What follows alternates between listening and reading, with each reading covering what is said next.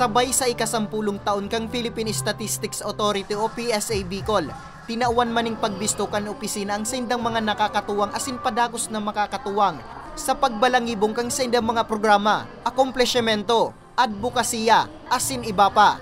Ginibo ang appreciation ceremony sa Proxy Hotel sa siyudad ng Legazpi ngunyan aldaw Septyembre 22.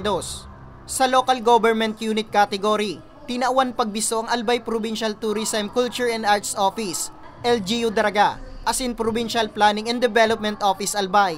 Sa Provincial asin Regional Government Agency category, tinauan pagbistuman ang DepEd School Division Office of Albay, DepEd Bicol, Mines and Geosciences Bureau Bicol, Department of Environment and Natural Resources Bicol, DSWD Bicol, asin Dole Bicol. Mantang sa Academe category, tinauan man pagbisto ang University of Santo Tomas o UST Bicol, asin Divine World College of Legazpi.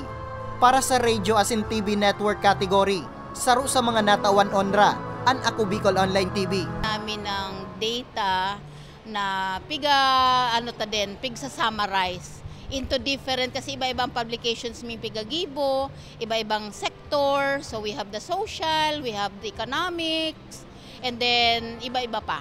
No? So, pinili ta sinda, may mga criteria kitang pigbasihan para mapili ta sinda. So, hopefully, sana kung mag-ibong mga ni annual day, why not? Kaya lang, para lang ini ma-highlight ini nga niya na 10th year anniversary ka PSA. Sigun sa pamayokan PSA Bicol, iniman ang sendang pasasalamat sa gabus na nagtataoning suporta sa sendang opisina. Iniman ang primerong best na ginibo ang nasambit na seremonya. PSA, nagigibo niya sa iyang mga mandato because of the support and commitment and collaboration kan sa tuyang mga stakeholders. So salamat tunon, and sana mas deeper pa ang maging engagement kan sa muya mga stakeholders sa iba't ibang activities kang PSA. Ngunya na taon, may tema ang aktibidad na PSA attend providing quality services through digital transformation. Para sa mga baretang tatak Bicol, Nomer Corporal.